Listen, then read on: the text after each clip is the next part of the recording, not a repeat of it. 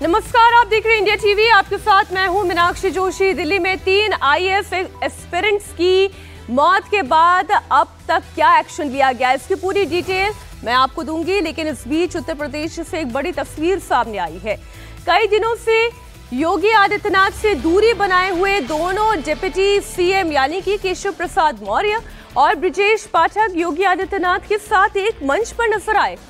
दरअसल यूपी विधानसभा के मॉनसून सत्र से पहले बीजेपी ने विधानमंडल की बैठक बुलाई और इसमें योगी के साथ दोनों ही डिप्टी सीएम एक मंच पर नजर आए। मतलब ये है कि दिल्ली से लौटने के बाद जो अफवाहें थी, जो अटकलें थीं, अब उन पर पूर्ण विराम लग चुका है। ये तस्वीर आप देखिए, मंडल स्तर की बैठक हो लेकिन दोनों डिप्टीज नदारद हों। सवाल उठने लगे कि क्या उप मुख्यमंत्री और मुख्यमंत्री के बीच में तनातनी है, क्या कोई कोऑर्डिनेशन नहीं है, कोऑर्डिनेशन तो दूर क्या कोई बातचीत भी नहीं है। लेकिन जब से दिल्ली से लौटे हैं तीनों नेता, पहली बार उनकी एक साथ तस्वीर सामने आई है। बीच में मुख्यमंत्री योगी आदित्यनाथ बैठे हुए हैं और उनके दोनों तरफ दोनों उप मुख्यमंत्रियों की भी चेयर लगी हुई है।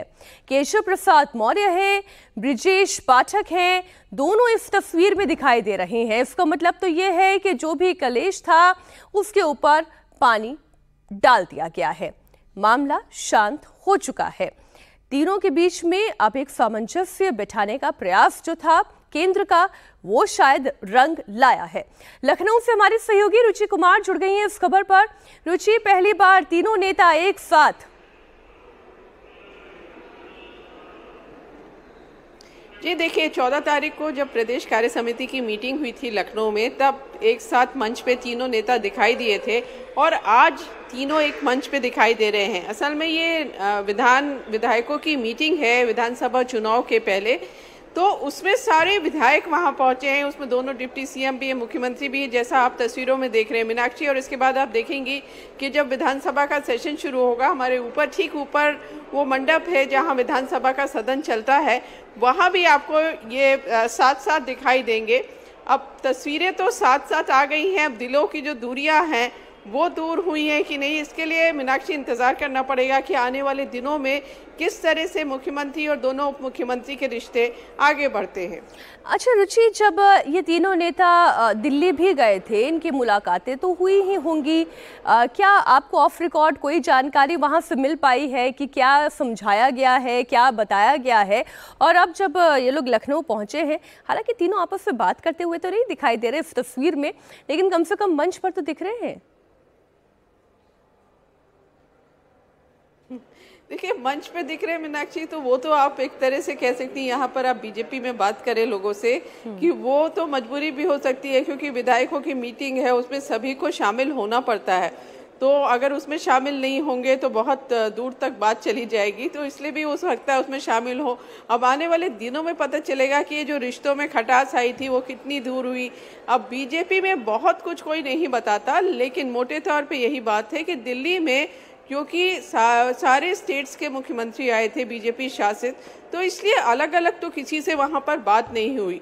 लेकिन अंदर से ये मैसेज ज़रूर है कि पार्टी को इसका बहुत नुकसान हो रहा है। ऐसा लग रहा है कि बीजेपी से लड़ रही है उत्तर प्रदेश में, और लोकसभा चुनाव में इसका नुकसान हो चुका है। अब 10 सीट्स पर उपचुनाव होना है, विधानसभा चुनाव 2027 में होने, तो उस तक नुकसान ये ना पहुँचे। तो पार्टी की पूरी कोशिश है कि ये जो अंदरूनी कलह है वो पार्टी के अंदर ही, जो भी जिसको शिकवा शिकायत है वो पार्टी के अंदर प्रॉपर मंच पे रखे और बाहर इस तरह की खबरें ना जाएं कि मुख्यमंत्री उप मुख्यमंत्रियों के बीच रिश्ते अच्छे नहीं हैं, वो बैठक में नहीं जा रहे, या जिस तरह की शिकायतें सामने आ रही हैं। तो वो पूरी कोशिश बीजेपी की ये है कि इसको दूर कर दिया जाए और कहीं भी ऐसा ना दिखे कि बीजेपी में अंदर कोई गुटबाजी है। अब जितना कामयाब होते हैं इसके लिए हमको थोड़ा इंतज़ार करना पड़ेगा। जी, बहुत शुक्रिया रुचि आपका पूरी जानकारी के लिए। अब बात दिल्ली के कोचिंग सेंटर में 3 होनहार स्टूडेंट्स की जान जाने से जुड़ी हुई खबर की कर लेते हैं। 3 छात्र जो भविष्य में आईएएस और आईपीएस बनकर देश की सेवा करते, वो इस दुनिया से चले गए। इन स्टूडेंट्स की मौत का जिम्मेदार आखिर कौन है? वो कोचिंग संचालक जो गैर कानूनी तरीके से बेसमेंट में लाइब्रेरी चला रहा था, या फिर एमसीडी जो बार बार शिकायत मिलने के बाद भी अपनी आंखें मूंदे बैठे हुए थे? स्टूडेंट्स की मौत के साथ ही उनके साथी बहुत ज्यादा आक्रोशित है, गुस्से में है। इस बीच एमसीडी की भी नींद थोड़ी तो खुली। एमसीडी ने कोचिंग सेंटर के खिलाफ एक्शन करना शुरू कर दिया है। दिल्ली के ओल्ड राजेंद्र नगर इलाके में जो कोचिंग सेंटर नियमों का उल्लंघन करके बेसमेंट के अंदर क्लासरूम या फिर अपनी लाइब्रेरी चला रहे थे, उनके खिलाफ दिल्ली नगर निगम ने बड़ी कार्रवाई कर दी है। एमसीडी ने ऐसे 13 कोचिंग सेंटर्स के बेसमेंट को सील कर दिया है। इनके अलावा आईएएस कोचिंग सेंटर में हुए हादसे की जांच के लिए एमसीडी ने हाई पावर कमेटी बनाने का निर्णय किया है। उधर इस मामले में दिल्ली पुलिस भी अपने एक्शन मोड में है। दिल्ली पुलिस कोचिंग सेंटर से जुड़े हुए कागजों की जांच पड़ताल कर रही है। इस मामले में दिल्ली पुलिस एमसीडी को भी नोटिस जारी कर सकती है।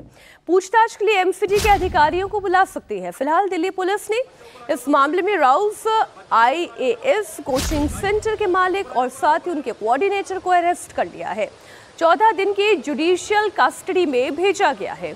जिन 3 स्टूडेंट्स की कोचिंग के बेसमेंट के अंदर पानी में डूबकर मौत हुई, उन्हें लेकर छात्रों में बहुत ज्यादा गुस्सा है। छात्र आरोपियों के खिलाफ सख्त कार्रवाई की मांग कर रहे हैं। 3 छात्रों की उस वक्त जान चली गई जब कोचिंग सेंटर के बेसमेंट में बनी हुई लाइब्रेरी के अंदर एकाएक तेजी से पानी भरा। तस्वीरें और वीडियो आप देखेंगे तो आप देखकर हैरान रह जाएंगे। जिस तरीके से स्टेयरकेस से झरने की तरह पानी बहते हुए नीचे आ रहा था, वो बेसमेंट एकाएक भर गया। अब जो एक्शन लिए गए हैं वो आपको बता दूं। पहला एक्शन तो यह है कि तीनों मृतक स्टूडेंट्स का पोस्टमार्टम कराया जाएगा। दूसरा ये कि जो कि नाराज छात्र हैं, लगातार विरोध प्रदर्शन कर रहे हैं, उनके इस विरोध प्रदर्शन को भी एड्रेस किया जाएगा क्योंकि उनकी मांगें बड़ी जायज हैं। तीसरा कदम 14 दिन की न्यायिक हिरासत में 2 आरोपियों को भेज दिया गया है। जांच जारी है। लेफ्टिनेंट गवर्नर ने डिविजनल कमिश्नर से इस पूरे मामले से जुड़ी हुई रिपोर्ट तलब की है और साथ ही साथ नालों की सफाई में एमसीडी जुट गया है। देखिए, हम हर बार ये कहते हैं कि मानसून आने का इंतजार क्यों किया जाता है, जबकि मानसून आने से पहले नालों की सफाई हो जानी चाहिए। लेकिन अभी जब बारिश का सीजन चल रहा है तो एमसीडी नालों की सफाई में जुटी हुई है। एमसीडी ने फिलहाल जो और बाकी कोचिंग सेंटर्स हैं जिनमें अवैध रूप से नीचे बेसमेंट में या तो क्लासरूम या लाइब्रेरी चलाई जा रही है, फिलहाल उसे सील करने का फैसला कर लिया है। इस बीच कोचिंग सेंटर हादसे से जुड़ा हुआ एक नया वीडियो सामने आया है। ये वीडियो 27 जुलाई की शाम करीब 7 बजे का है, जिस वक्त ओल्ड राजेंद्र नगर के राउस आईएएस कोचिंग सेंटर में पानी भरने लगा। वीडियो में आप देखिए कि कई छात्र बारी बारी से बेसमेंट से निकल रहे हैं। पानी की स्पीड लगातार बढ़ती ही चली जा रही है। बेसमेंट से जल्दी निकलने के लिए कहा जा रहा है। पहले आप इस वीडियो को बहुत गौर से देखिए और सुनिए।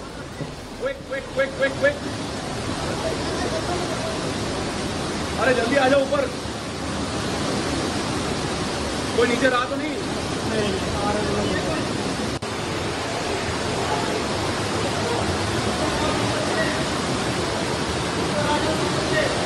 बच्चे ऊपर आ जाओ, सब जने बच्चों सब ऊपर आ जाओ। चलो गाइस, ऊपर आ जाओ, ऊपर आ जाओ, ऊपर आ जाओ।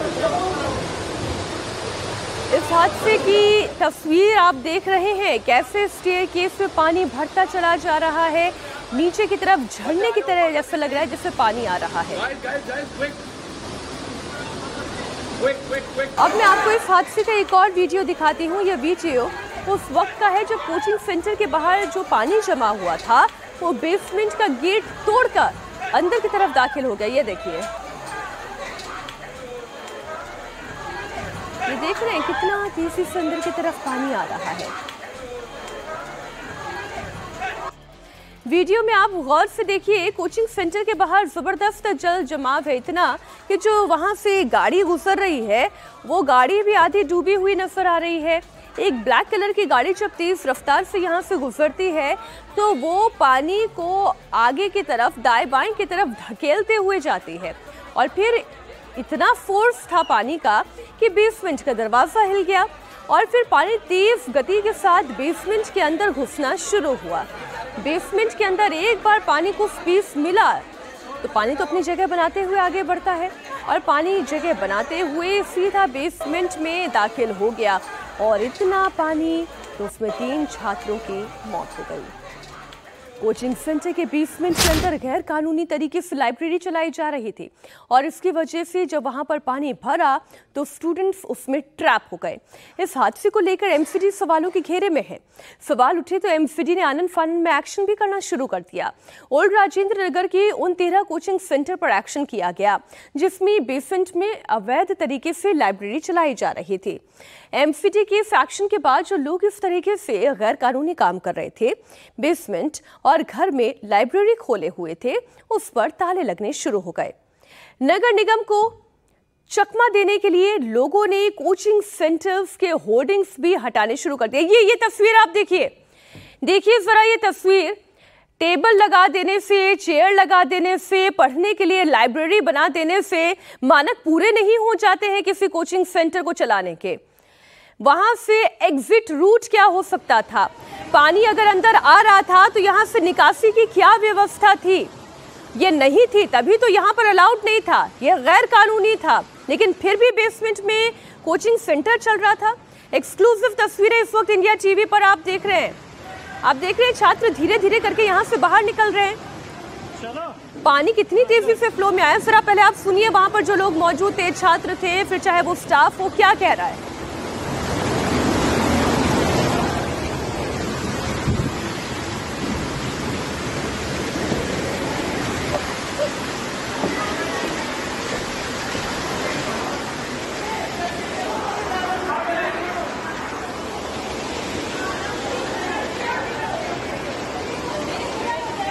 आप इस तस्वीर को बहुत गौर से देखिए। ये उसी लाइब्रेरी की पहली तस्वीर है जहां 3 छात्रों की मौत हो गई। आप देखिए जब पानी दाखिल होना शुरू हुआ तब क्या हुआ, पहले तो वो एंकल्स तक यानी टखनों तक पानी दिखाई दे रहा है। केवल जूते केवल आपके नीचे पाँव जो है वो डूबा हुआ दिखाई दे रहा है। लेकिन एकदम से फ्लो इतना बढ़ा पानी का कि वो कब पानी एकाएक घुटनों तक आने लगा, आपके काफ से ऊपर आने लगा। आप देखिए पिंडलियों से ऊपर पानी चला गया, जो टेबल है वो डूबनी शुरू हो गई। धीरे धीरे करके पानी इतना तेजी से बढ़ा कि 3 मासूमों की जान ले गया।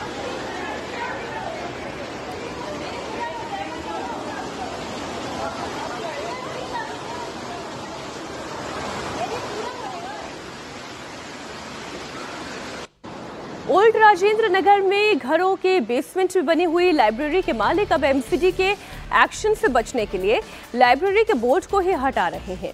बेसमेंट में चल रही लाइब्रेरी के दरवाजों पर ताला लगा दिया गया है। कल ही इंडिया टीवी की टीम ने यहां पर चलने वाली लाइब्रेरी दिखाई थी। हमारी संवाददाता अनामिका लगातार इस इलाके से जानकारी जुटा रही हैं। उन्हीं की एक रिपोर्ट देखिए और देखिए कितनी धड़ल्ले से बेईमानी चल रही है। राजेंद्र नगर में अब हाउस लाइब्रेरी के ओनर किस तरीके की चालाकी कर रहे हैं, आप इन तस्वीरों से देखिए कि कल जब हम यहाँ पे इंडिया टीवी की टीम पड़ताल करने आई, बेसमेंट में चल रही लाइब्रेरी की जांच करने आई, तो इसी जगह इसी समय कल तक दुर्गा लाइब्रेरी का इस दीवार पर बोर्ड लगा हुआ था और बेसमेंट में ये लाइब्रेरी चालू थी, ताला नहीं लगाया गया था। लेकिन अब एमसीडी के एक्शन से बचने के लिए यहां से लाइब्रेरी का नाम हटा दिया गया है, लाइब्रेरी को बंद कर दिया गया है ताकि किसी को पता न चले कि इस बहुमंजिला घर की इमारत में बेसमेंट में इलीगल तरीके से हाउस लाइब्रेरी चलाई जा रही थी और बच्चों की सेफ्टी के साथ खिलवाड़ किया जा रहा था। ओल्ड राजेंद्र नगर में चल रही हाउस लाइब्रेरी की परमिशन क्या ली गई थी? हादसे के बाद लाइब्रेरी के बोर्ड को फिर क्यों हटाया गया? नहीं लिया गया था इसलिए तो परमिशन, फिर ये बोर्ड हटाया गया।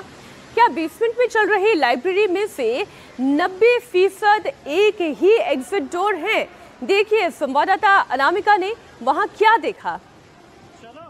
ओल्ड राजेंद्र नगर के गोल चक्कर में कई ऐसी हाउस लाइब्रेरीज चलाई जा रही थी, उनमें से एक थी ये ब्यूरोक्रेट्स हाउस लाइब्रेरी।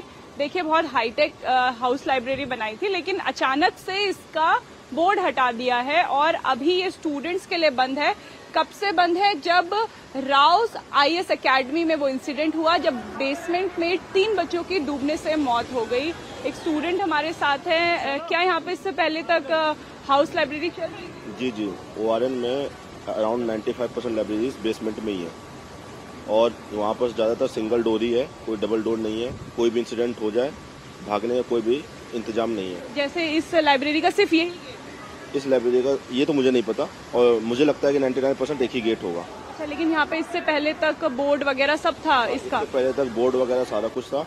इंसिडेंट होने के 2-3 घंटे बाद ही आफनतूर में इन्होंने सारा कुछ बंद कर दिया। सारा कुछ बंद कर दिया। हालांकि काफी इलेक्ट्रिक है, ऊपर घर है, अच्छा खासा घर बनाया हुआ है, इंफ्रास्ट्रक्चर लाइब्रेरी के लिए अच्छा देने की कोशिश की है, बच्चों की सुविधा। लेकिन सुविधा के साथ साथ सेफ्टी का क्या? क्योंकि ये लाइब्रेरी भी बेसमेंट में है। अगर सारे नॉर्म्स को ध्यान में रखते हुए लाइब्रेरी चलाई जा रही थी तो अचानक से इस लाइब्रेरी का भी बोर्ड क्यों हटा दिया गया? इस लाइब्रेरी को इंसिडेंट के तुरंत बाद स्टूडेंट्स के लिए क्यों बंद कर दिया गया? ओल्ड राजेंद्र नगर में चल रही एक और लाइब्रेरी की तस्वीर आपको दिखाती हूं। ये मां सरस्वती लाइब्रेरी की तस्वीर है। हादसे के बाद घर के बाहर लगा हुआ बोर्ड हटा लिया गया, लेकिन बेसमेंट के अंदर बनी हुई लाइब्रेरी को लॉक कर दिया गया। अनामिका ने क्या वहां से रिपोर्ट किया, वो भी आप देखें।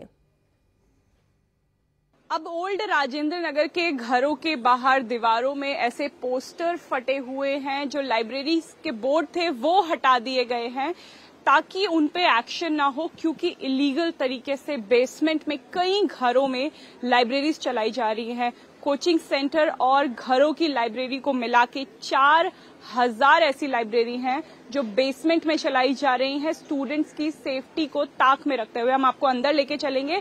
अभी ये घर ऐसे देखने में लग रहा है कि घर है, कुछ रेजिडेंट हैं जो यहाँ पे रहते हैं, लेकिन हम आपको अंदर की तस्वीर दिखाएंगे कि जैसे जैसे आप अंदर जाएंगे बेसमेंट, देखिए एक रास्ता है जो घर की तरफ जाता है। यहाँ पे हर घर का डिजाइन एक जैसा बनाया गया है कि कुछ रास्ता ऊपर जाता है और एक रास्ता सेपरेट जो है वो बेसमेंट को जाता है, जहां पे ऐसे कोचिंग सेंटर्स और लाइब्रेरी बनाई गई है। ये देखिए, ये पूरा दरवाजा अभी बंद कर दिया है। कल तक यहाँ पे लाइब्रेरी चल रही थी। अब हम कैसे कह रहे हैं कि लाइब्रेरी चल रही थी? अंदर देखिए, एक क्योंकि बाहर के पोस्टर तो हटाना इन्होंने शुरू कर दिया, लेकिन अंदर का पोस्टर हटाना भूल गए। मां सरस्वती लाइब्रेरी जो 24/7 यहाँ पे चलती है, और ये लाइब्रेरी अब बंद कर दी गई है, पोस्टर हटा दिया गया है। प्रशासन को चकमा देने की कोशिश की जा रही है ताकि इन लाइब्रेरी ओनर्स पे एक्शन ना हो। इंतजार किया जा रहा है कि मामला ठंडा हो जाए। 3-4 दिन बाद जब MCD फिर से सो जाएगा, दिल्ली पुलिस फिर से वापस चली जाएगी, स्टूडेंट्स का गुस्सा शांत हो जाएगा, तब ये लाइब्रेरी दोबारा खोल दी जाएगी। और अभी ओल्ड राजेंद्र नगर में सभी जो घरों में बेसमेंट में लाइब्रेरी चलाते हैं, उन्होंने ये किया है कि घरों के बाहर से अपने लाइब्रेरी के बोर्ड हटा दिए हैं और बेसमेंट को बंद कर दिया है ताकि चकमा दिया जा सके कि यहाँ पे कोई लाइब्रेरी नहीं है, केवल घर है जिसमें घरों के लोग रहते हैं।